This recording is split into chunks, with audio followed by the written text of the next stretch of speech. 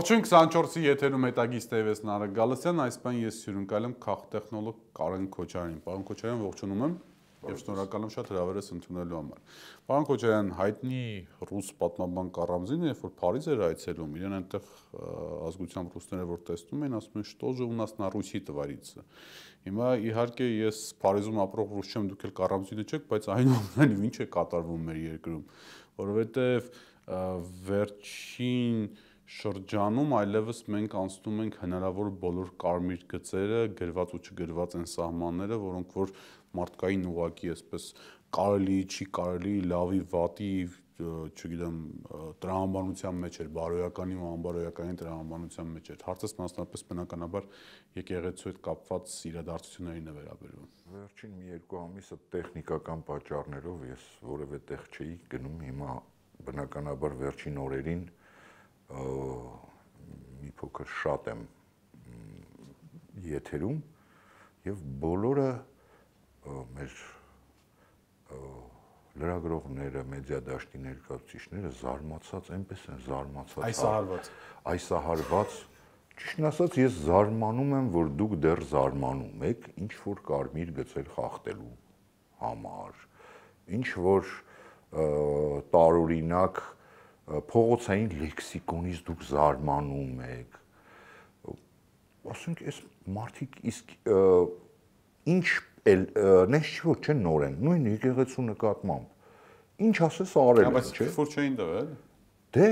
ես կարծում եմ, որ հա, եթե ռուսներին հիշեցիք, Свято место пусто не бывает։ Հիմա դե չկա Վարդան Ղուկասյանը, իրենց թվում է, որ իրենք դրանով կկարողանան Վարդան Ղուկասյանի էլեկտորատին, որն ի դեպ բավականին լուրջ էլեկտորատ է, դա ցույց տվեց Երևանի ընտրությունները, ես կարծում եմ մարզերում դա ավելի շատ է, փորձում են իրենց թվում է, որ եթե հա Վարդան Ղուկասյանը հայհոյելով էր էլեկտորատ հավաքել, բայց չեն խորանում, նա ում էր հայհոյում, ինչի էր հայհոյում, որովհետև չէ որ ինքը իրանց էլ էր հայհոյում, հիմա իրանք իրանց ոնց որ չեն հայհոյում, այ որ իրանք իրենց հայհոյեն կարող է եւ էլեկտորատը գա իրենց։ Այսինքն դուք մտածում եք, որ այնուամենայնիվ զուտ տեխնոլոգիական առումով սա նոր էլեկտորատ իրենց շուրջը կոնսոլիդացնելու փորձ է։ Ես կարծում եմ կարճ կոմբինացիա չի։ Ոչ թե նոր, այլ լավ մոռացված հին, այո, հեռացած էլեկտորատը, որովհետև դա էլեկտորատը իրանցն է եղել։ Իրենցն է եղել, որովհետև նու բացի այդ էլեկտորատից էլի շատ էլեկտորատ է իրանցն եղել։ 18 թվականին դա 80% էր։ 70 քանի տոկոս էր։ Հիմա դրանից բան չի մնացել։ 7-8 անգամ պակասել է։ Պարոն Քոչարյան, ես մի քիչ չեք մտածում, որ միակայլ կոմբինացիայի մասին ենք խոսում։ Այսինքն Չէ, սա միակայլ չի, հասկանալի է, դա հարցի մի կողմն է։ Այլ հարցը, որ պարզ է, որ Ալբանիայից հետ գալուց հետո հայտնի սուրճ դնելու, խմելու ընթացքում հրահանգ է ստացել, որովհետև անմիջապես, հա, Ադրբեջանի հետ խոսքը մեր էկրաններին երևացող մարդու մասին է։ Այո, Ադրբեջանի հոգևոր առաջնորդի հայտնի ելույթից հետո միանգամից այստեղ սկսվեց, հա, հարձակումը եկեղեցու վրա։ Այնքան ակնհայտ է, էլի, արդեն ոչ մի բան չի թաքցվում։ Այստեղ նորից, պարոն Քոչարյան, այսինքն մենք որպեսզի ավելի հստակ լինի, մենք գործ ունենք երկու զուգահեռ գործողությունների հետ։ Կարող է երրորդն էլ կա։ Թե մեկ հիմնական, մեկ այսպես, ինչպես ռուսերեն ասում, կոսվենի, հիմնական Ադրբեջանի հետ ընթացող գործընթացներն են։ Ես կարծում եմ, այո, հիմնականը դա է։ Իսկ բանը side effect-ը, այսպես ասենք, հա, ալտրազանգվածի հնարավոր միացումն է։ Այո։ Թեև տեսեք, որ այդ լեքսիկոնը մինչև դեռ եկեղեցու վրա հարձակումը օգտագործեց Աննա Հակոբյանը, այսինքն այս, հա, այսպես ասած, շարունակություններ։ Հա, ինչ որ մարդկանց ոչինչ եւ այլն։ Հա, բավականին լուրջ կոպիտ վիրավորանքներ։ Հիմա, պարոն Քոչարյան, լավ, ես էլ եմ հետևում արձագանքներին, առնվազն գոնե իրենց Facebook-ի էջերի տակ գրվող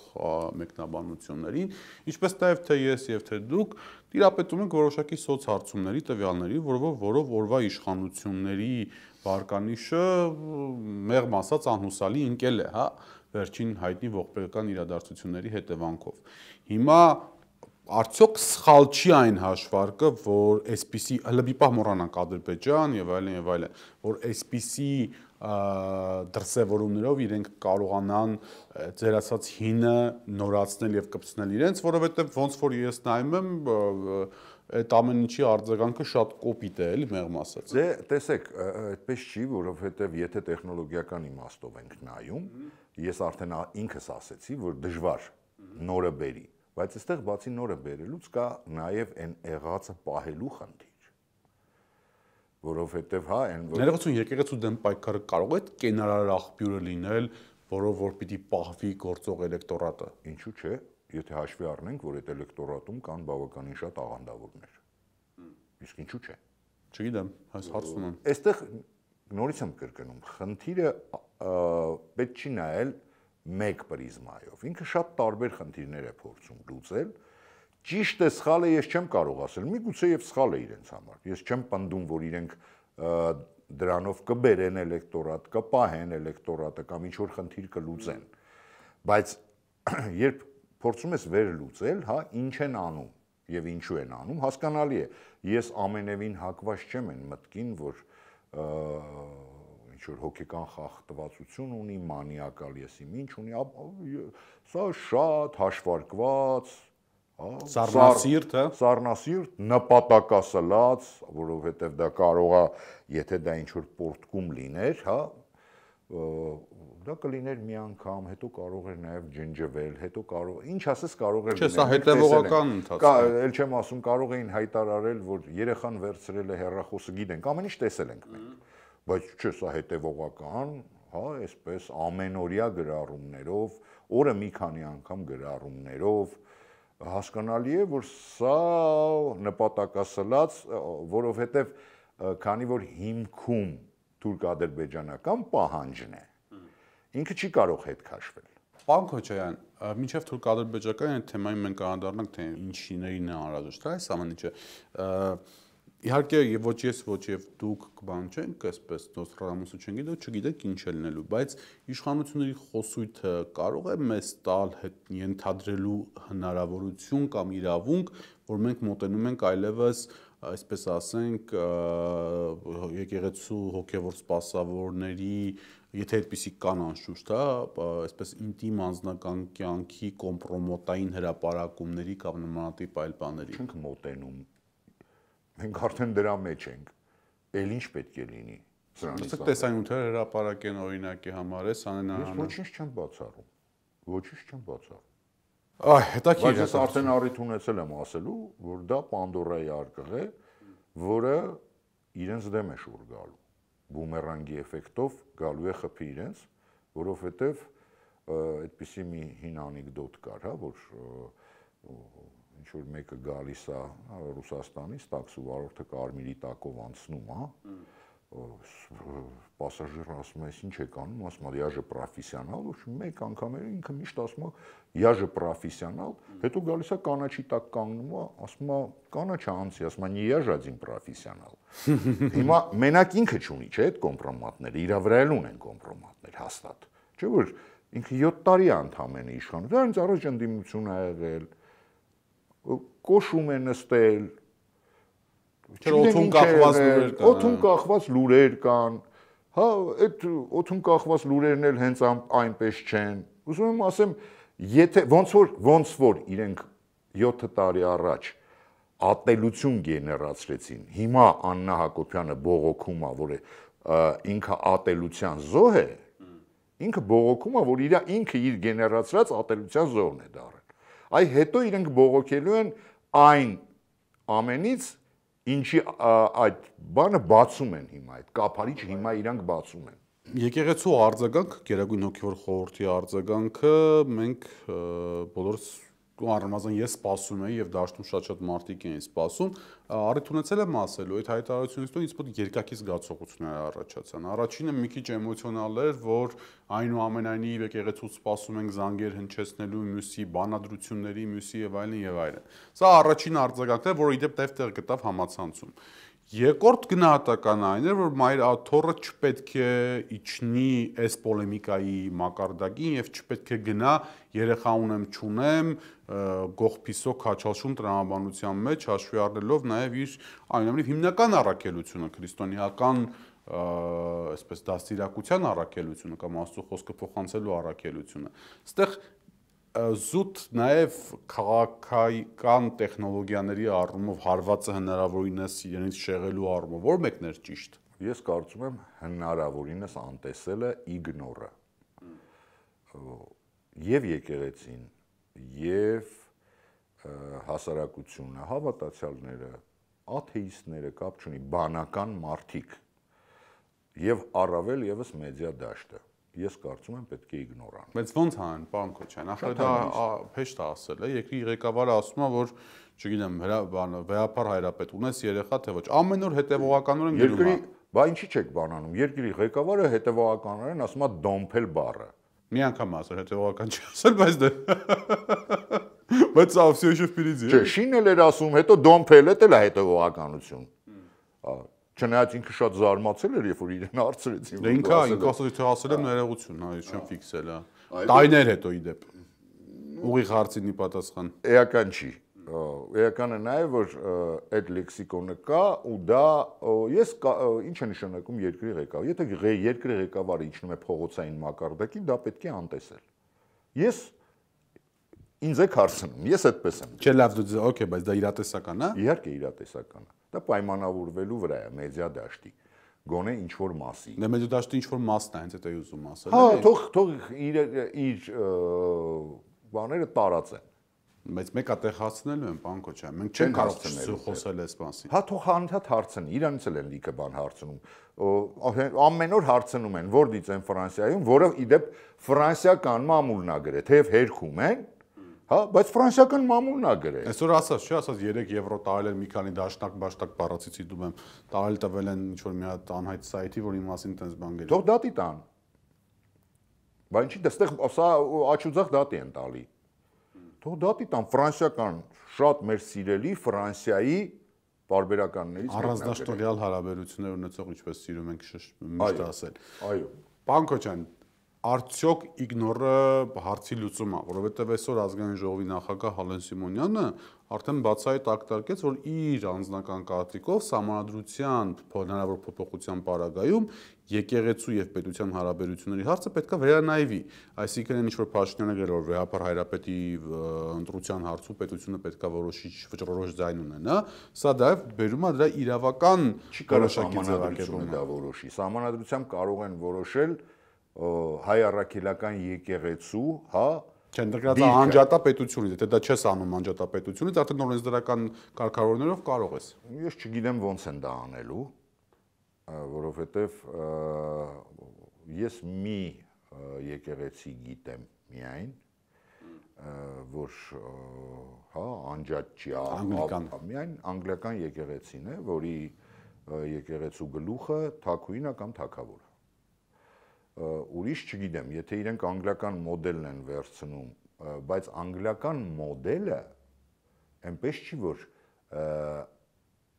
դա եղել է եկեղեցու եւ պետական մարմինների հակամարտության հետևանքով։ Պարզապես անգլիական հոգևորականները ժամանակին չեն ուզեցել ենթարկվեն Վատիկանին, դրանից անցել են բողոքականության, կաթոլիցիզմից դրանից է ստեղծվել, հա, այսինքն այնտեղ իսկ այստեղ եթե հոգևորականությունը չուզենա ո՞նց են անելու, այդ եմ ուզում հասկանալ։ Դժվարանում եմ ասել ո՞նց են անելու, համենայն դեպս ակնհայտ է, որ այդ նացիստը ամեն Աստծո օր ավելի ու ավելի շարունակվում է։ Ես հասկանում եմ, որ պետք է շարունակվի, ինքը մտել է մի պայքարի մեջ, որից փորձելու է հետ չկանգնել։ Այստեղ խնդիրն անում է, թե ով է այդ պայքարում հաղթելու։ Թեև Նիկոլ Փաշինյանի պարագայում ինքը կարող է իրեն պարտված չհամար, եթե իրեն պարտված չի համարի, ուրեմն ինքը պարտված չի լինի, օրինակի համար մոռացության տա, ոնց որ հիմա եթե նկատում ենք արդեն երկար ժամանակ չի խոսում դելիմիտացիայից դեմարկացիայից, չի խոսում խաղաղության պայմանագրից։ Այսօր Արարատ Միրզոյանը մի քանի տասնյակ անգամ խոսեց, որովհետև երկար ժամանակ էս չկար։ Հա, ու ընդ որում հենց դա է խնդիրը, արդեն իշխանությունները, այդ թվում նաև Վալեն Սիմոնյանը ասում էին, որ մենք ոնց որ թե առաջիկայում ակնարկում են, առաջիկայում լավ լուծում ենք ունենալու կամ լավ չափ այդ լավ լուծման մասին։ Բայց եկեք sense բան ֆիքսենք, պարոն Քոչարյան, այս քիչ կասպերալոգիան է այնուամենայնիվ մտնում, բայց դիմացը ընտրություններ է։ Փաշինյանի ռեյտինգը սարսափելի ցածր է։ Եթե կան մարդիկ, որոնք որ պնդում են, որ Փաշինյանը պայմանական կառավարվում է կամ հանձնարարություններ է ստանում Ալիևի կողմից, ապա ինչու է Ալիևը այդ favor-ը չպետք է անի տալու որոշակի թուղթ, որը հնարավորություն կտա, այսպես ասենք, օգտագործել ներքաղաքական նպատակներով։ Ես կոնսպիրոլոգիայից չեմ խոսում, ես խոսում եմ փաստերով։ Երկու գերտերության լրջագույն չինովնիկներ։ Ամերիկայի Միացյալ Նահանգների պետքարտուղարը եւ Ռուսաստանի Դաշնության պաշտպանության նախարարը վրա իրար վրա երկու օրվա տարբերությամբ հայտարարեցին, որ Սյունիքում պատերազմի վտանգը շատ մեծ է։ Ես հակված եմ հավատալ Միացյալ Նահանգների պետքարտուղարին եւ Ռուսաստանի պաշտպանության նախարարին, քան Ալեն Սիմոնյանին։ Որովհետև այն պարզ պատճառով, որ նրանց ինֆորմացիան շատ ավելի շատ է, քան Ալեն Սիմոնյանինը։ Դե հա, համաձայն եմ, ան չունեմ ասելու, բայց այդ բանը մեսիջները անդադ տրվում է, այսինքն որ առաջիկայում հնարավոր է եւ այլն։ Ասում եմ մեսիջները քանի տարի է լսում ենք։ Լավ, պարոն Քոչարյան, դրա հետ մեկտեղ կա սպասելիքներ, այսպես ասեմ, անընդհատ խոսում այն մասին, որ այս պատմությունը եկեղեցու հետ կապված կարող է դառնալ հերթական տրիգերը, որով որ պետք է սկսվի որոշակի շարժում ի պաշտպանություն եկեղեցու, ինչ որ մի բան, փողոցային շարժում, փողոցային պայքար, մյուսը եւ այլն եւ այլն։ Դուք իրատեսական համարում եք սա վերցնել որպես այսպես ինֆորմացիոն առիթ ու սկսել նոր շարժում մինչեւ ընտրություններ Փաշինյանի դեմ։ Տեսեք, ցանկացած տրիգեր, մոդայիկ բառ է, էլի տրիգերը։ Ես հասկանում եմ, ցանկացած տրիգեր կարող է դառնալ process, եթե ունենա լիդեր։ Ես վաղուց դուրս եմ եկել հեքիաթներին հավատալու տարիքից, ինքնաբուխ ոչինչ չի լինում։ Փորձը։ Հա։ Այդ ինքնաբուխ բառն էլա, չէ՞, վերջին շրջանում մոդայիկ, բայց այդ հեքիաթների շարքից է։ Ցանկացած տրիգեր կարող է դառնալ process, այդ թվում նաև սա։ Եթե ունենա լիդեր, որը կսկսի process։ Այլ հարց է process-ը կհասնի հաջողության թե չէ։ Բայց որpիսի սա դառնա process, պետք է լիդերը։ Ես չեմ տեսնում հիմա, որ որևէ մեկը, օրինակ անցյալ տարի Բագրատ Սրբազանը դառավ լիդեր եւ Տաուշի այդ բանի տրիգերը դարձրեց process։ Այս օրինակով, եթե ինչ-որ մեկը դա վերցնի ու դարձնի process, կարող է եւ լինել։ Կարող է չէ, կլինի հաստատ, ինչ-որ բան։ Այստեղ հարցը հետեւյալն է, պարոն Քոչարյան, դուք լիդեր չեք տեսնում, որովհետեւ այս բանը։ Ես չեմ ասում չեմ տեսնում, ասում եմ չեմ տեսնում այն լիդերին, որը ուզում է այս տրիգերը օգտագործել որպես process։ Հարցս այդ նույն տրամաբանության մեջ էր, ինչ առումով լիդերներ կան, հարցս արդեն, լիդերներ կան, բայց այդ լիդերները չեն հավատում process-ի հաջողությանը, սա մի հարց է։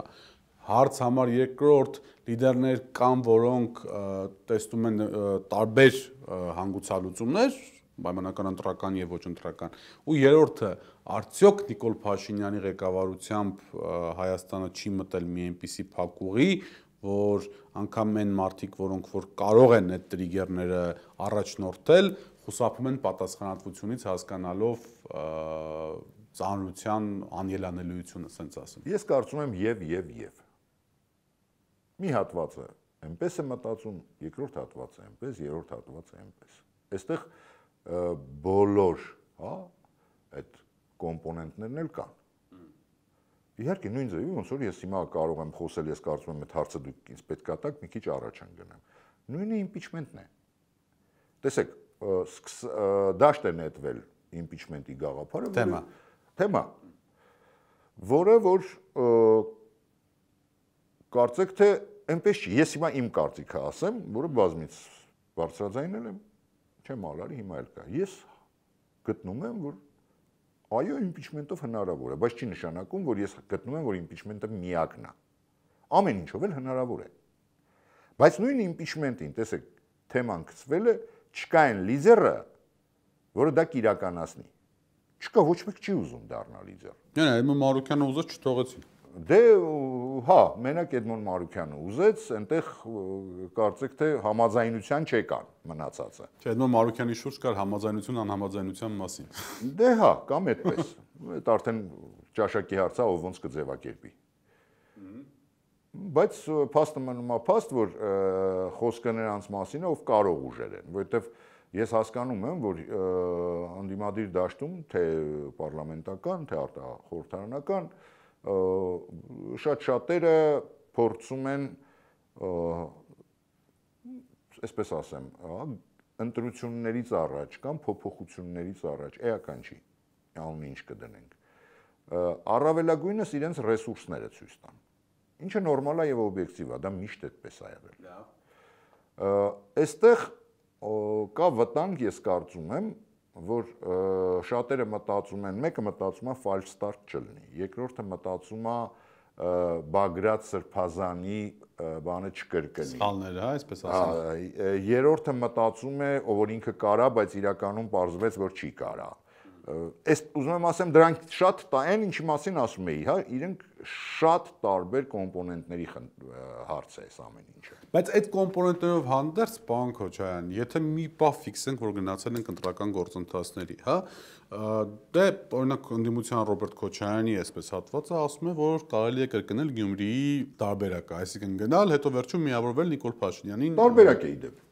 Ման չէ, դա չեմ քննարկում, ման չասացի։ Բայց էլի սոցհարցումներն էլ թե 21 թվականի ընտրությունները եւ թե սոցհարցումները ցույց տվեցին, որ հասարակության մի ստվար հատված տարբեր տոկոսներ են ասում, ասենք 40%, 60%, 50% ունի որոշակի անտագոնիզմի զգացողություն, չի ուզում Նիկոլ Փաշինյանին, չի գտնում իր լիդերին ու ինքը մնալու է տանը եւ չի գնալու ընտրության, հա, ոչ մեկինն է պայմանական ասած, կամ փնտրում է իր լիդերին։ Ընտրական տեխնոլոգիաները ցույց են տալիս, որ ընտրական մասնակցության ցածր շեմի պարագայում որովա իշխանությունը միշտ ավելի մեծ շանս է ունենում, քան թե բարձր շեմի պարագայում։ Երևանի ընտրությունները ձեզ դա նույնպես օրինակ է։ Հիմա այսպես եթե համապատրաստից փորձենք քննարկել ու հասկանալ, միշտ ասում են երրորդ ուժ եւ այլն եւ այլն։ Դա պայմանական անգամ հայտնվում են մարդիկ, որոնք չեն ասոցիացվում գործող տիտղոսային ընդդիմության հետ, մյուսի հետ եւ այլն։ Իրենց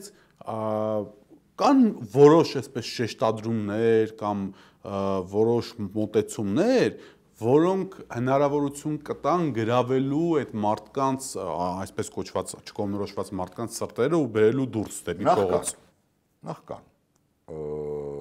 եւ բազմաթիվ անուններ շրջանառվում են, որոնք դեռ չեն մտել, բայց տարիներ շարունակ։ Այլ Արման Թաթոյանը օրինակ։ Օրինակ, դա մեկ մի տարբերակ։ Երկրորդը,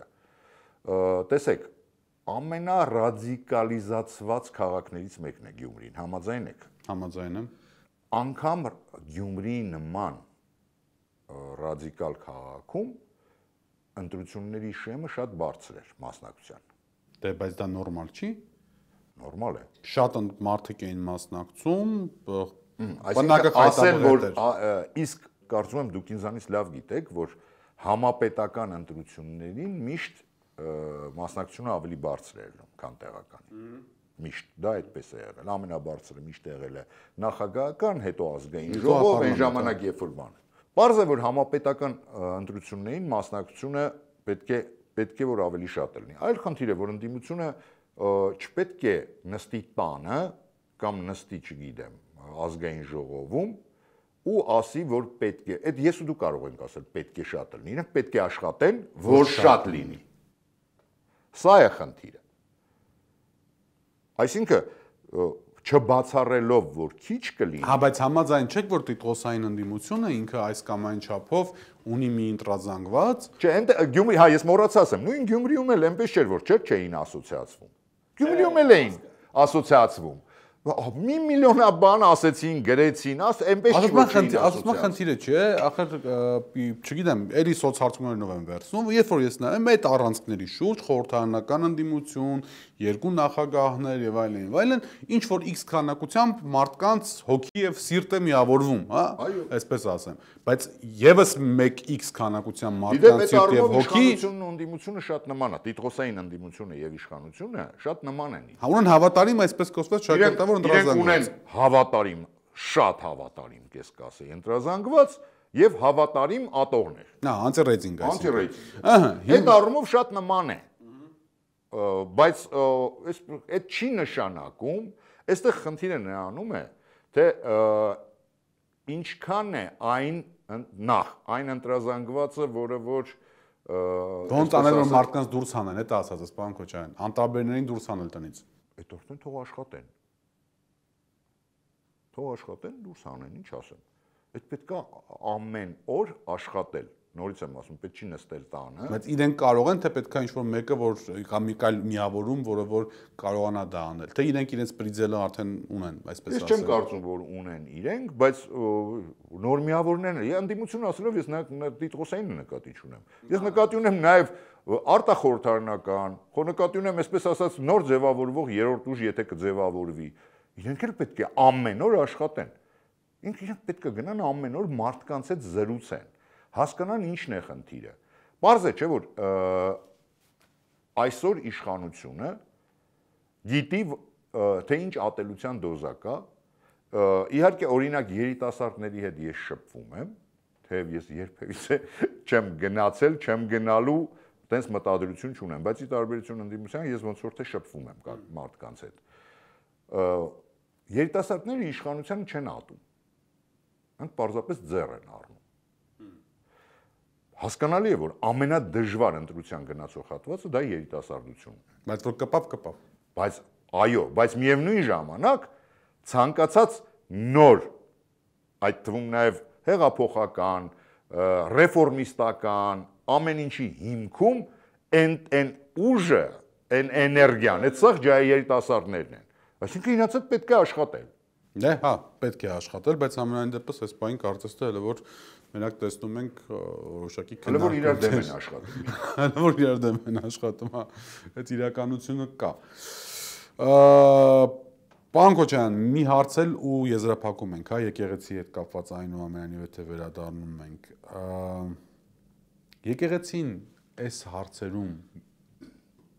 աջակցության եւ օժանդակության կարիք ունի թե ոչ։ Բոլորի կողմից ունի։ Այդ թվում նաև քաղաքական ուժերի,